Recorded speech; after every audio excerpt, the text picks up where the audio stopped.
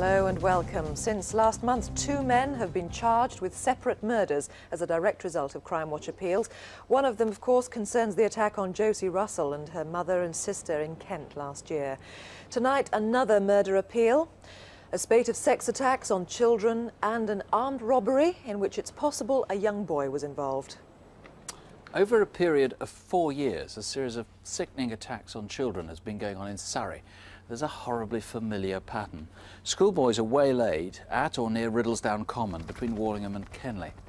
For some reason, there was a break in the attacks from autumn 1994, but they started again this summer. It's been a frustrating inquiry for detectives because there are so many clues and such good descriptions, but until tonight, the sex offenders not been traced.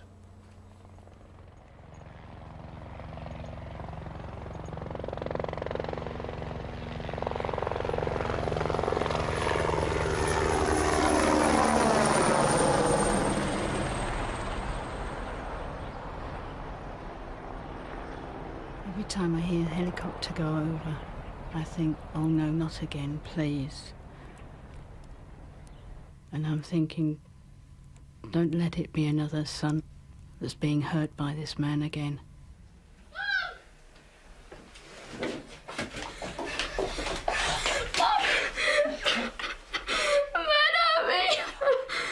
My son explained what the man had tried to do. And it's like a mother's worst nightmare come true. I shiver to think what might have happened if the helicopter hadn't been there. It wasn't entirely coincidence the helicopter had been overhead. This was March 1994 and the third in a series of child molestations on Riddlesdown Common.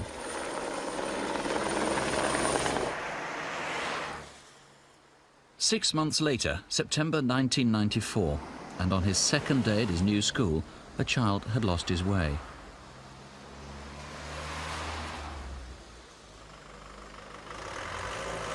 He asked a man in a black and white check shirt for directions and was led onto Riddlesdown Common.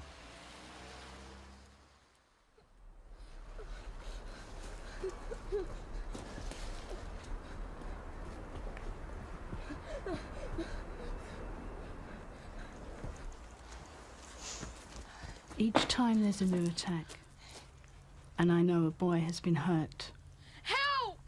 I feel for that boy, but then I also, as a mother myself, feel for the mother and the families, because I know what they're going through. Then, after September 1994, the pattern of offences stopped. Search for a male concerned in a serious indecent assault, about age 40 years, with greying hair. Patrols continued, but it was as though the offender had moved away. Then, this summer, Friday at the end of June.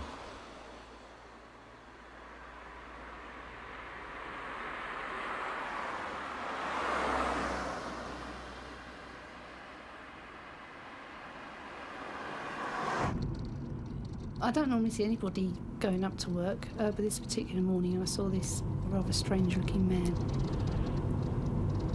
I had to look at him twice. He had these short jogging bottoms on, which made me sort of feel that he was perhaps a bit peculiar or sort of something strange about him. What was he doing in Wallingham out at 6:45 in the morning? Was he waiting for kids to go to school? Oh, come on, we're going to be late. And where did he go on a drizzly day until lunchtime? He was seen by a teacher, again on Tithe Pitshaw Lane, at 12:30.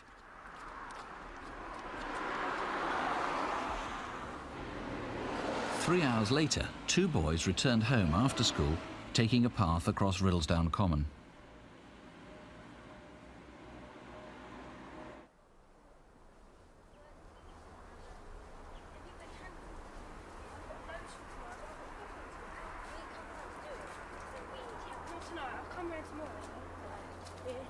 Where's the ball?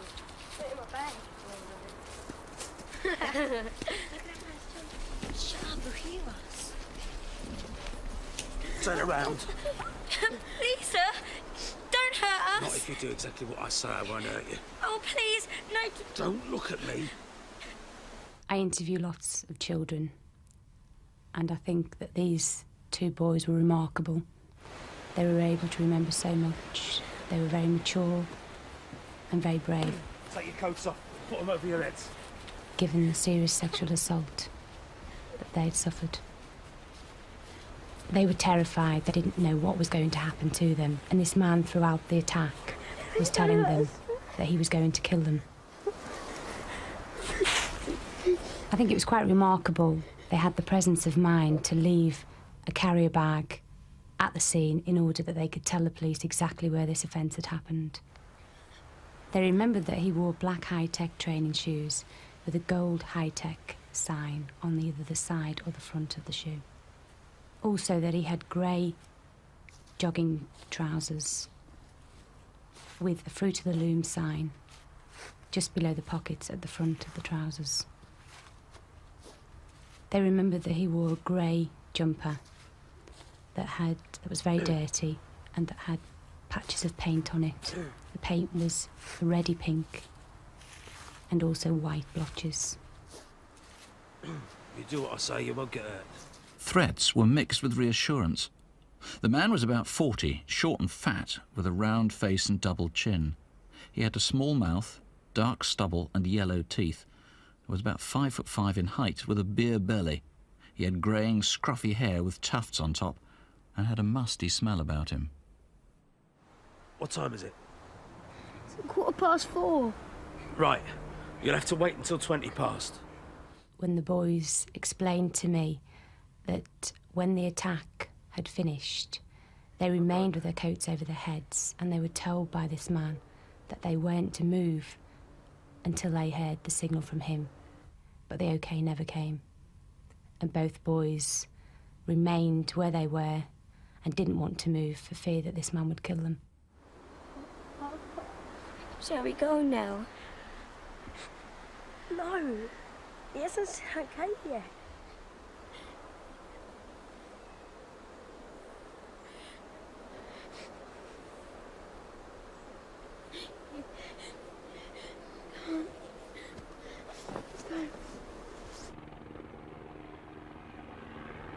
It was difficult to decide to do this interview.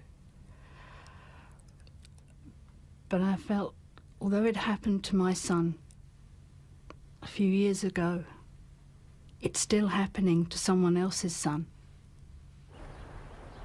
By doing this interview, I feel that it may in some way help bring this man closer to being caught.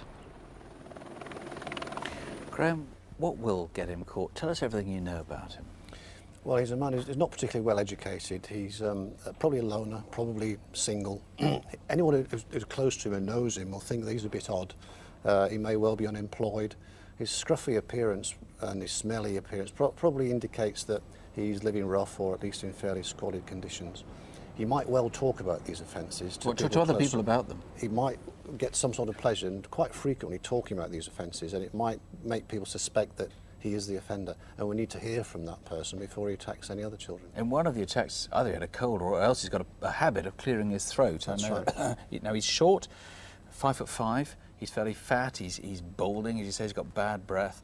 He had these distinctive clothes that the children were able to describe, and above all the Fruit of the Vine logo on the tracksuit bottom. Fruit of the Loom, rather. The interesting thing about these was that they were still very short, even though the guy himself was quite short. They were several inches above his ankle, which might mean they're children's.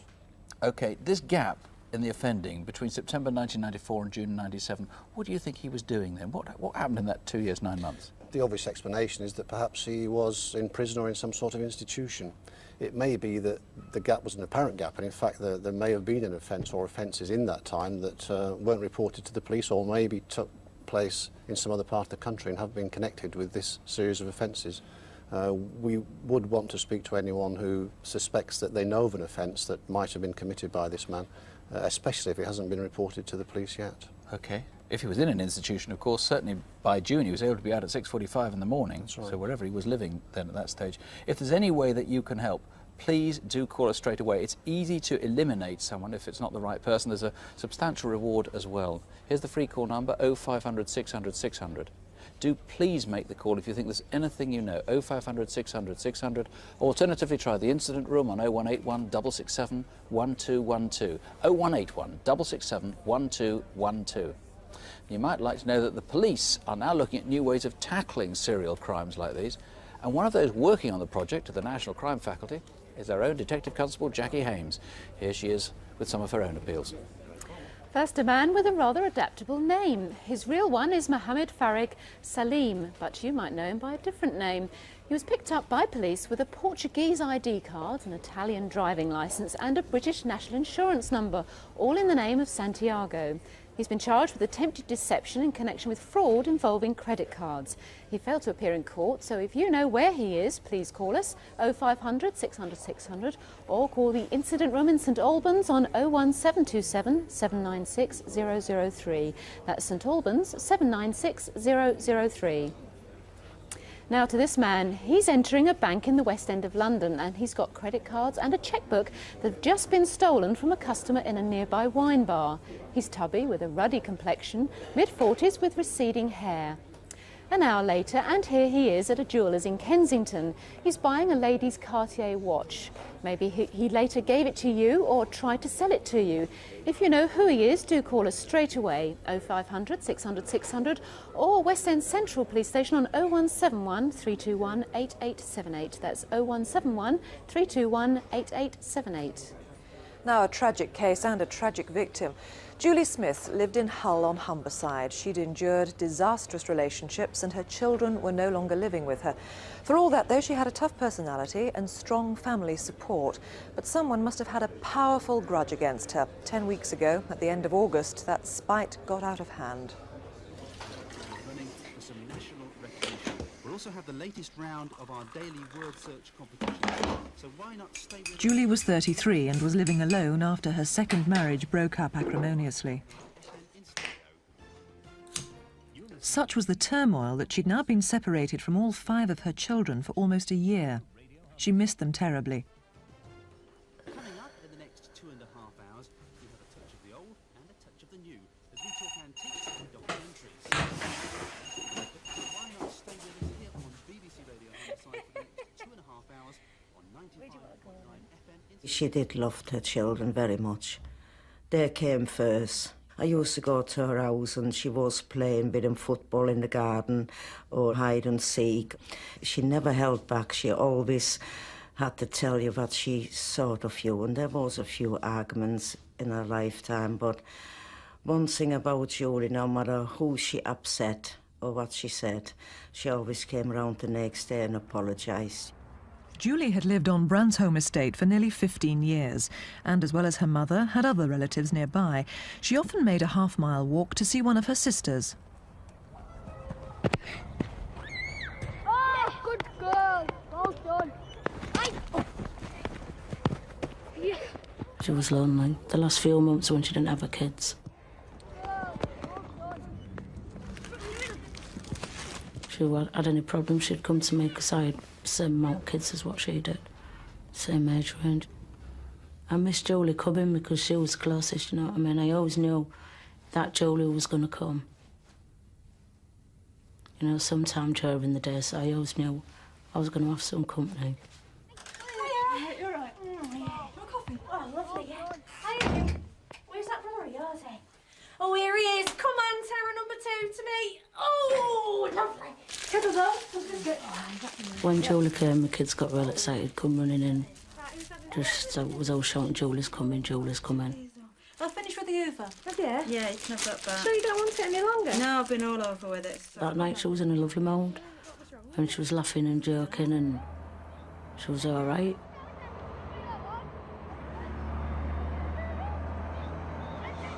And said she was going home to get a bath and go to bed.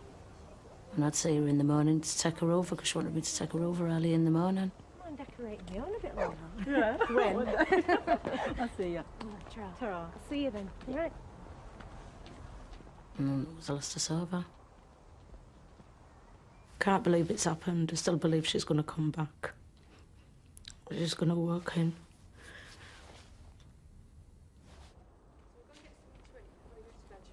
Tuesday, the 26th of August at about 10:30 p.m, and neighbours were heading for a pizza. I wanted to come back here, and I found you again. The argument was so fierce, the mother decided not to take her children past the house. I'm good and ready. No one you want me to. Come on, let's go home. I'll do you some chips when we get home.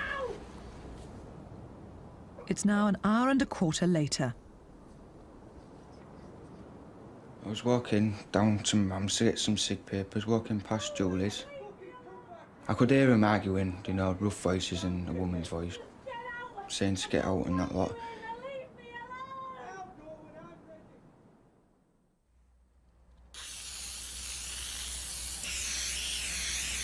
Sometime that night, someone sprayed graffiti on Julie's window with carpet adhesive.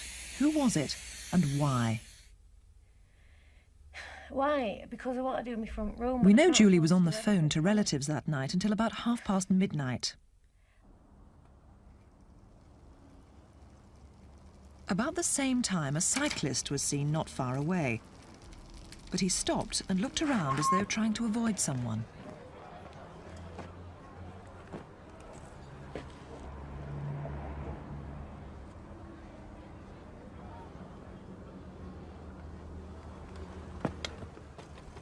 Then he cycled back in the direction of Julie's house.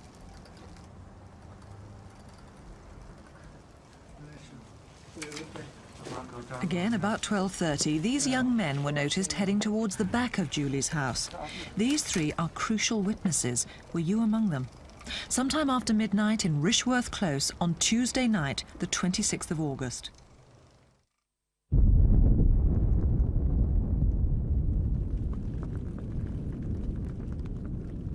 At 1 o'clock, neighbours were alerted by screams.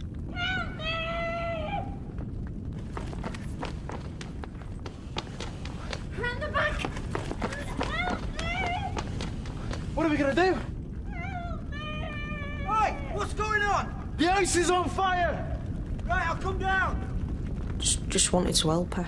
It was just horrible. I wanted to, but I just couldn't. I tried, but just couldn't get in. Is there anyone in there? Yeah, there's a woman still inside. I hear the screaming. Are you trying to get in? You never get in!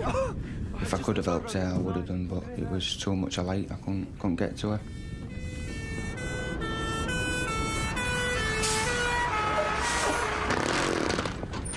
Get the ambo!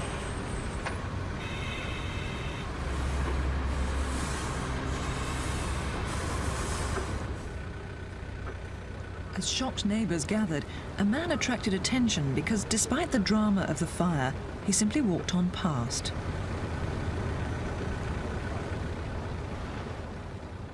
He was late 20s, early 30s, short to medium height, with a blue and white rugby shirt.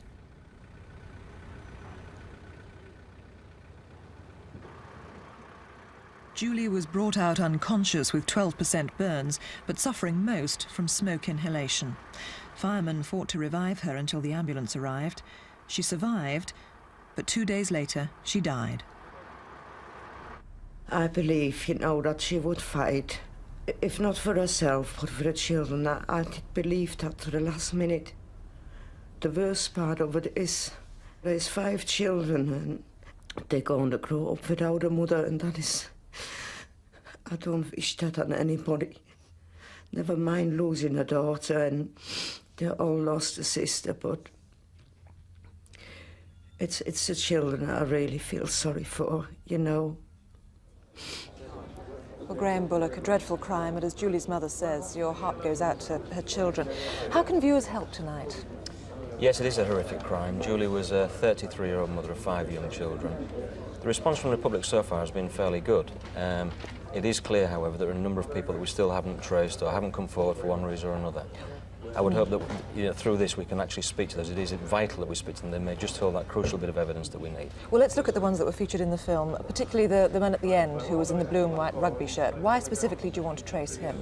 He was seen by at least 2 people sometime after the fire, walking close to the scene. The important thing there, of course, is that having seen all the furore and everything, he carried on walking by, which was suspicious in itself. What we do know about the sort of psychology of this sort of offence is that people who commit this type of offence often return to the scene. That may or may not be the case in this instance, but still it's vitally important that we speak to that man. And the person acting suspiciously, perhaps on a bicycle, and also the 3 youths walking past Julie's house, all after midnight that night. Yes, again, very important that we speak to them. It might well be that those more in the capacity of witnesses, but we haven't traced them. It's vital that we do speak to them. Now, it wasn't the first arson attack on that estate. There had been a spate of them, I understand. Do you think this was part of that series, or do you think it really was a personal grudge? I'm not making a specific connection, although it is probably pertinent that there have been a number of, not similar fires, but fires in the area where outhouses, sheds, that sort of thing have been set on fire. The thing that probably makes this more personal to Julie is the graffiti that was on the wall. I'm sure that personalises it. I think this was a specific attack on that house. Do you know what it said? No, unfortunately, it's not decipherable at the moment. It's with the Forensic Science Service, but we haven't been able to make out the exact wording. We are obviously keen to trace anybody that saw that being sprayed or has any idea who actually sprayed it, or indeed what it says. Crucially, there were those arguments, weren't there? Yes, there were. That's very significant as far as we're concerned. Julie was arguing with a man sometime within a couple of hours before the fire. It's obviously very important that we actually trace that man and speak to him. We haven't yet traced him. Graham Bullock, thank you. If you have any suspicions, I know it may not be easy to call, but this was a terrible crime. Please ring in to help. It's a free call, 0500 600 600. You can talk to a Crimewatch researcher or to a police officer, 0500 600 600. Or try the incident room if you prefer in Hull on 01482 796 271. That's Hull 796 271. There are stacks of calls coming at the moment, especially on the Riddlesdown Common attacks. In fact, one call really quite remarkable, though it could be a coincidence, and somebody thinks that she's actually seen the offender today. More of that later, but let me tell you some of the results from last month's Crimewatch. And there seems to have been a common theme. After appearing on October's programme, lots of people handed themselves into the police. Well, a man phoned about a murder appeal on the night of the programme and surrendered himself at a police station the following morning. He's been charged with killing 77-year-old Elizabeth Baxter in Plaistow in East London. Also, as a direct result, one man's been charged with wounding, another with assault and robbery, and a third man's being questioned about indecency with a child. And remember the rape of a child in Primrose Valley in Whitkirk in Leeds. One name seemed promising on the night of the appeal, but in fact that person's now been eliminated. On the other hand, there's another very strong lead as a result of the programme, and we'll tell you more about that when we can. Then the murder of George Dean, the elderly man stabbed in a laundrette. A key witness came forward after our appeal, and one man is soon to go on an identity parade. But the inquiry is still open.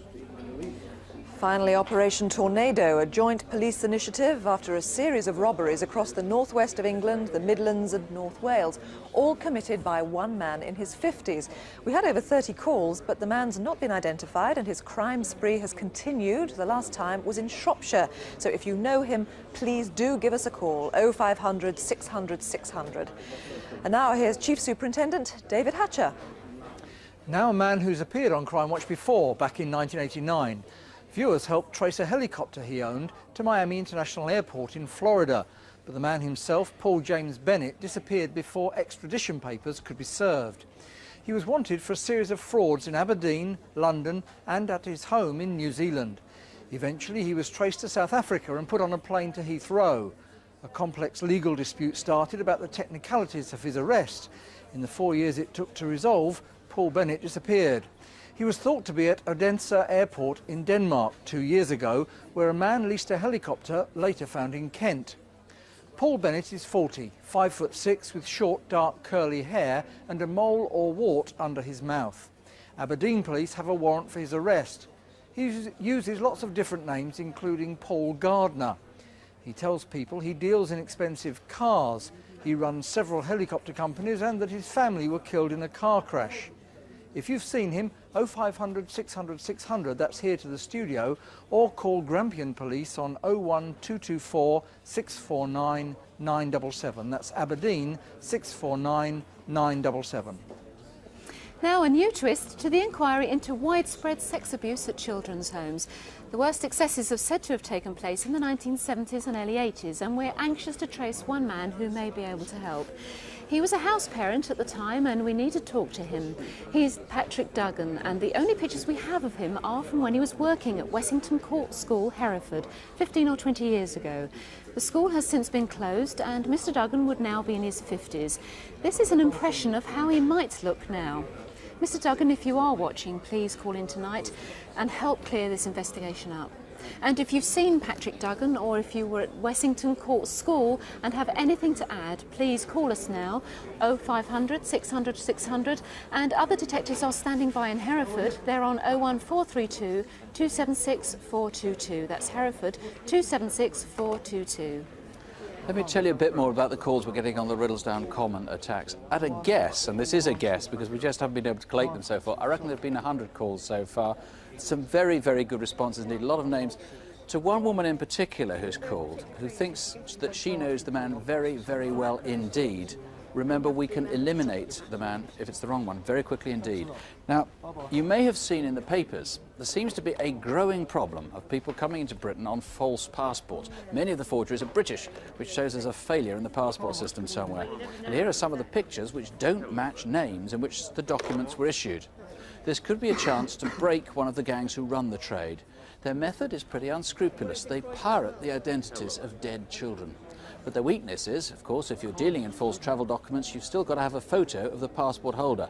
And if you recognise any of these faces, please call us right away. Please look carefully. Please think these 5 people either live in Britain or visit Britain frequently. It's a free call number, 0500 600 600, or you can call the incident room 01703 454 711. Southampton 454 711. Once or twice before, we've appealed about dreadful cases in which a young woman was abducted, bundled into a car and raped. Well, now it's happened again. 4 months ago, on a bright summer's day at 4 o'clock in the afternoon, an 18-year-old Asian student was walking along Praed Street near Paddington Station in London. 2 men seemed to be following her, and when she turned into a side street, they grabbed her at knife point and blindfolded her. Now, that was in St Michael's Street. This is what they looked like, both in their late 30s. The one with the dreadlocks and a nose ring held her, and the other one went off to get a car. This second man is small and bald with a goatee beard. At this point, the victim heard an elderly woman ask what was going on, and the knifeman said it was a surprise birthday present, and that's why she was blindfolded. Well, we need to find that woman. Was it you, or do you know someone who said that she'd witnessed such a thing? The victim was then bundled into a small 4-door car with torn seats and leather or plastic trim. Now, have you ever seen a woman with a blindfold sitting in the back of a car with 2 men? You'd remember it, and perhaps you thought it was a prank. Well, they drove away, possibly up Edgware Road and then onto the A40. It was Wednesday, July the 2nd. It was a hot day, and drivers with windows down might have noticed loud rap music coming from the car. The men were drinking cans of beer. After about an hour, the car stopped and the woman heard a conversation with what seemed to be the owner of a house or a flat. The 2 men were asking for a room for the night. Was it you they were asking?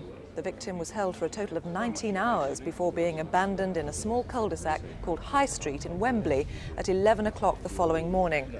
Well, DCI Andrew Silly is hunting the kidnappers.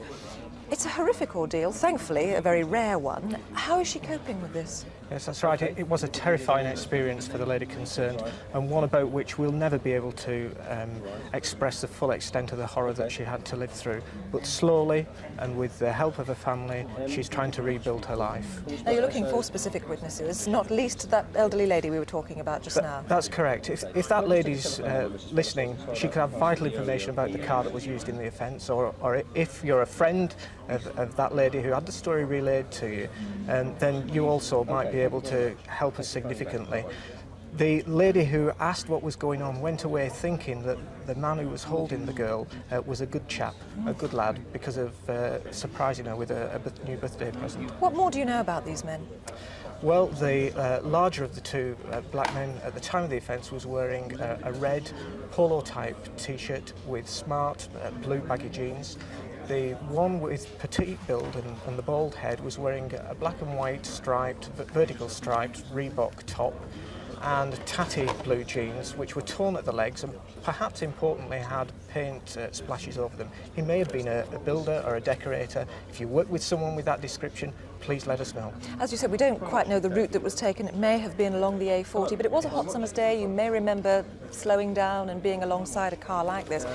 Now, you don't know the destination either, but what do you know about the accommodation they went into? We know that when they arrived at the house in question, they went to an upstairs room. It was a small room with a small window in it. Some of the walls were painted green from ceiling to floor. The other walls had white wallpaper with vertical gold stripes on. The room had a red carpet. Okay, thank you very much. What I would say is that it must be any woman's worst nightmare, an ordeal such as that. It's got to be the worst nightmare for any parent with a daughter, any brother with a sister.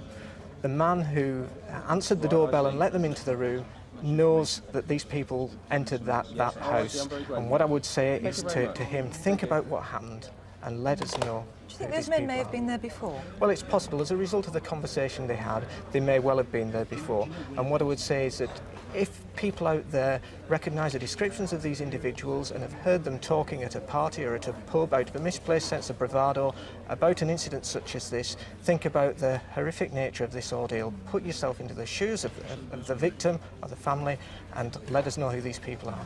Now, there is forensic evidence here, so suspects can be eliminated. If you can help in any way, please call us now on 0500 600 600 or phone the incident room on 0171 321 9600. That's 0171 321 9600. And now back to David Hatcher again. 6 weeks ago at Euston in London, someone got on a Manchester train and before it left the station took a passenger's wallet from his jacket. A few minutes later, this man appeared at a nearby bank and tried to cash one of the cheques and get money on the credit card. Next day, the same man was in Birmingham. This time, he tried to make a huge withdrawal, but he was rumbled. Even so, he got away. And 2 days later, here he is in Bristol. Another try-on, and this time he managed to a modest cash withdrawal. Then Bournemouth 2 weeks later, and then again in London. Who is this man? He's 5'11", but slightly built. Late 30s or early 40s, sometimes with a moustache, but sometimes not. 0500 600 600 or British Transport Police on 0171 957 1123. That's 0171 957 1123. Now, another case in which a handbag theft or loss of a wallet has led to a trail of crime across the country. This man walked into a computer store in Leeds with a card that had been stolen from an office in Camillon near Falkirk. The sales staff were suspicious and went off to make inquiries, but the customer then disappeared. If you know who he is, do give us a ring, 0500 600 600 or 0500 040 999. That's a free call, 0500 040 999. Next, to a jeweller's in Surrey at Kingston upon Thames, southwest of London. There was a raid there 3 months ago by gunmen, and it's a crime which might have involved a child as young as 13. Or was that just coincidence?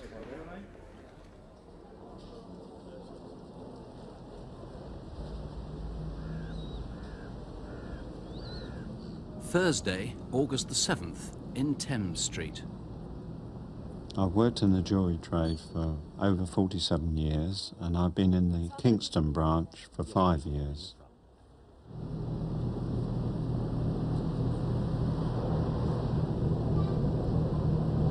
It's got the gold Rolexes there on the tray. Look, the expensive ones.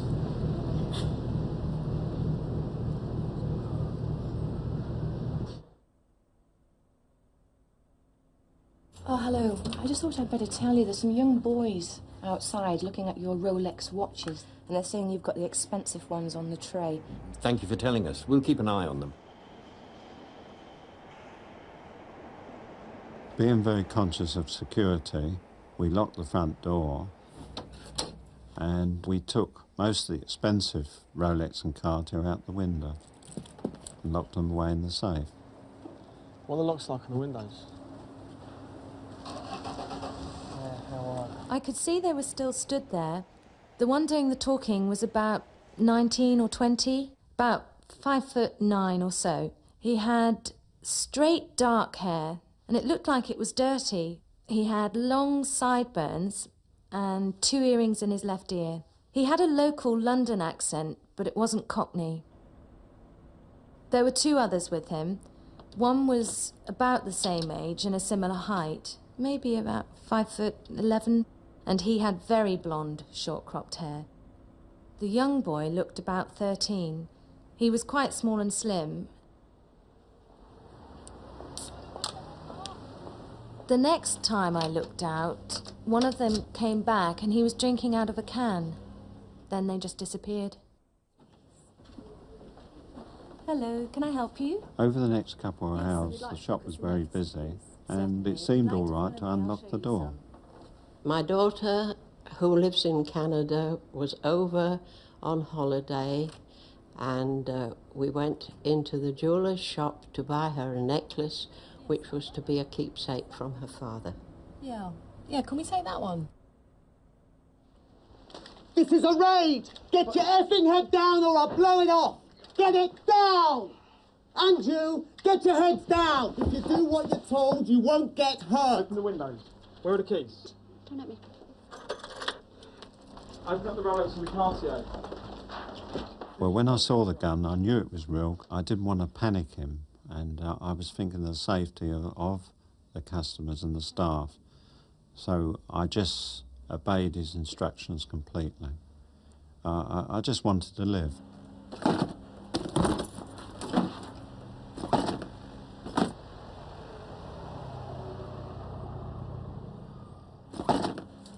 Stay down there.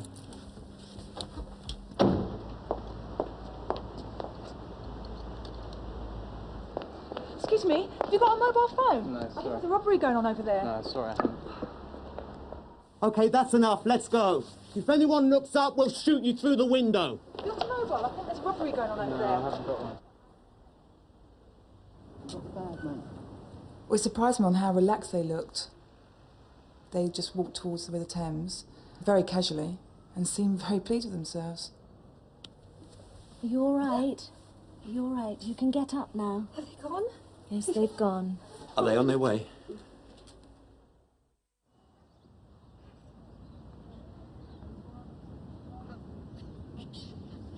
I was walking along by the river.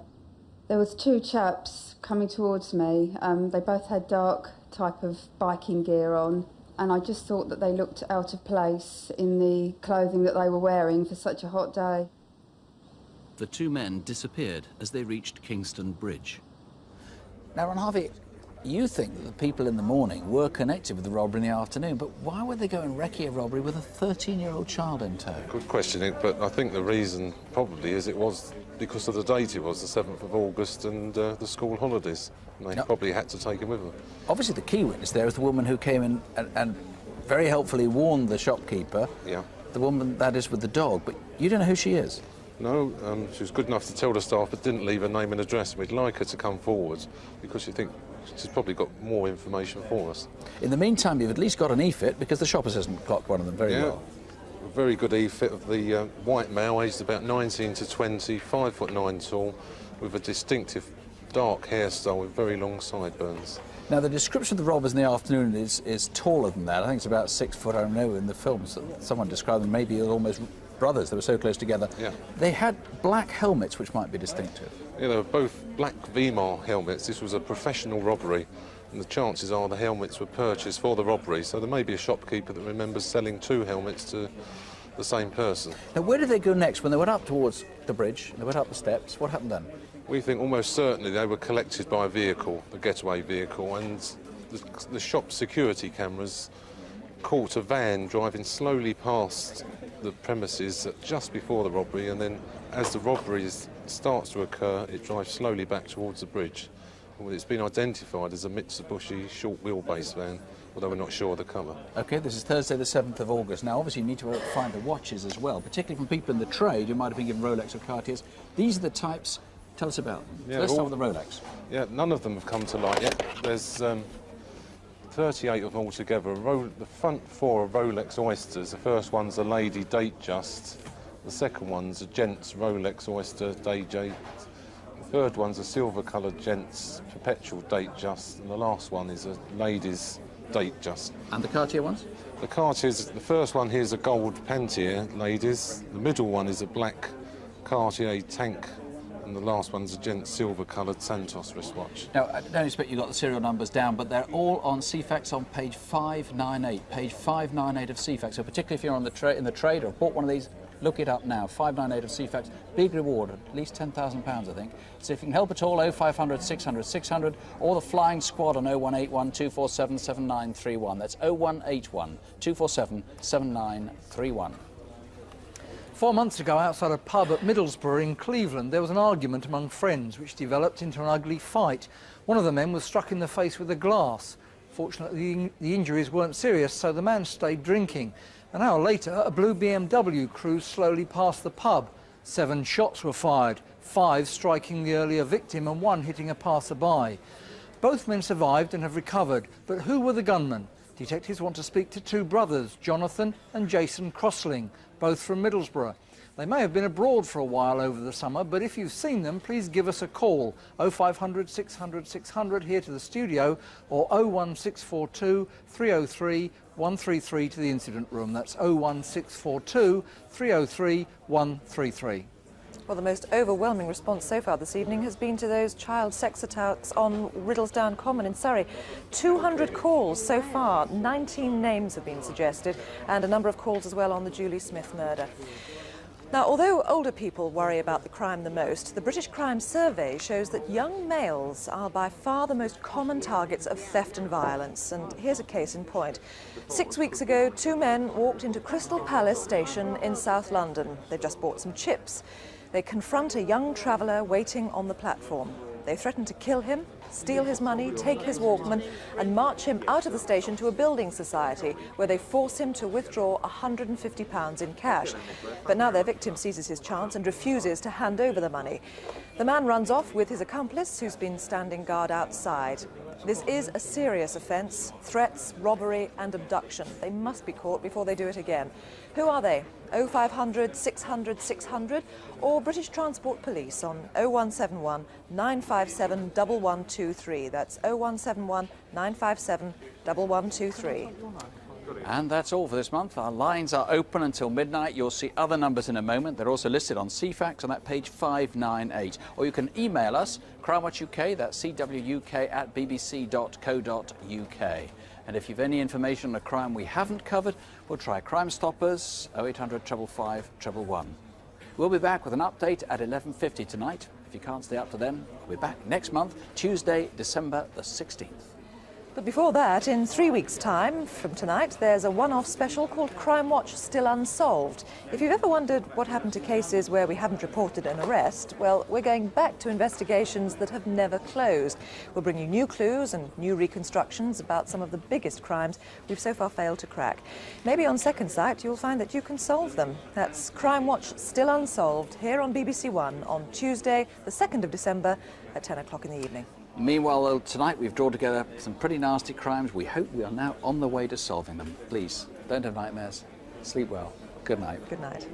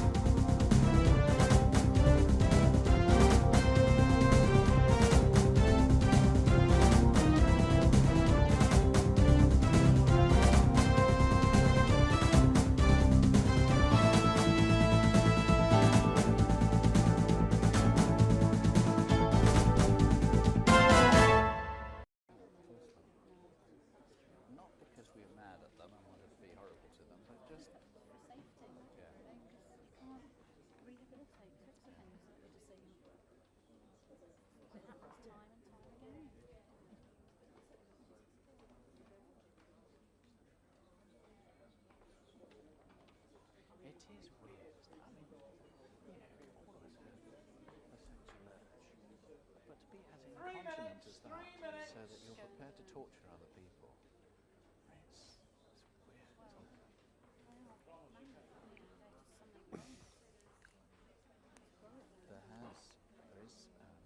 Shove it over there, number 1. Welcome back. Our phones have been especially busy tonight, I'm pleased to say.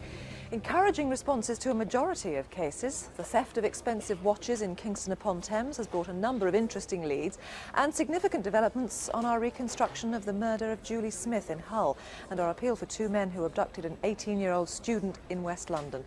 The most overwhelming response, though, has been to our first case this evening. Nick. In fact, Graham, this must be one of the best results we've ever had in terms of numbers. It's an appalling series of attacks on children on Riddlesdown Common in Surrey. The sequence started 4 years ago, and then there was a 3-year break. Then they started again this summer. Turn around. Please, sir, don't hurt us. Not if you do exactly what I say, I won't hurt you.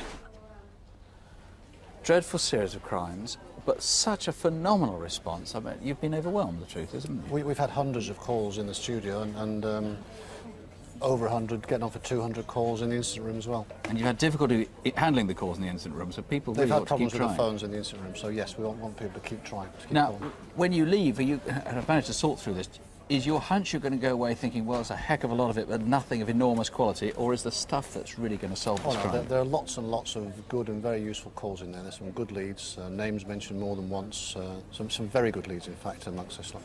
The man, and we've got a fairly good description of him. Got an he's short, 5'5", he's fairly tubby. He was wearing these distinctive clothes. He had some Fruit of the Loom, I mean, they're very common actually, these tracksuit bottoms, but distinctive in as much as they were short even on him, and he was only 5'5". That's right, they looked like they were too short for him, so they were a very short pair, or perhaps they've shrunk or something like that. Some people have pointed out that they're issued sometimes to people leaving prison. I gather one woman rang really quite hysterically saying something about those and thinking she knew who this man was. That's right. There was a lady who was convinced she knew who it was. She was very upset. We didn't get her name. She didn't give us the full details. We would like her to call us back. Thank you very much. Well, we needed names for our next 4 faces. Let's see how we got on. Firstly, the deception in Hanover Square. We've had 3 calls to the incident room, so generally very disappointing. So if you know who this guy is, please give us a call. The 2 guys for the suspected of the robbery in Crystal Palace. About 20 callers altogether. At the moment, nothing of significance. So again, if you know where and who these 2 are, please still keep ringing in. The Euston deception was by far the best result we've had so far. We've had, would you believe, 7 people have rung in with the same name for this chap, so I think we're going to hear some good news about that. And finally, the computer deception in Leeds. We've had 3 calls to the studio and 10 to the incident room, and 2 names have been given the same, so again, some excellent results there. Well, we've been rather encouraged by the response to our next case. It was always going to be a very difficult one. Julie Smith was a mother who lived on an estate in Hull on Humberside. Her marriage had broken up and her children were no longer living with her. But worse still, it seems someone had a grudge against her.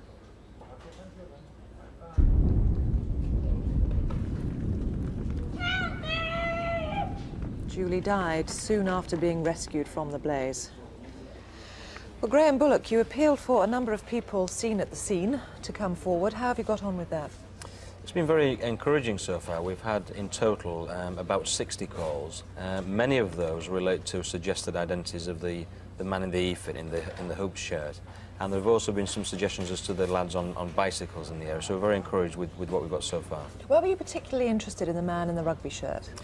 Well, as I mentioned before, when you look at the psychology of arson, it is often the case that the people who are involved in offences like this will return to the scene of the crime. I've already said that may or may not be the case in this instance, but it's essential we speak to him.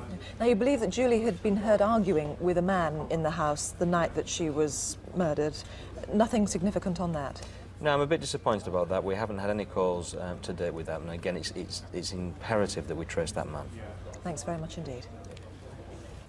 Well, first, Mohammed Farag Salim. We've had a dozen calls there with 2 leads to be followed up that look very promising indeed.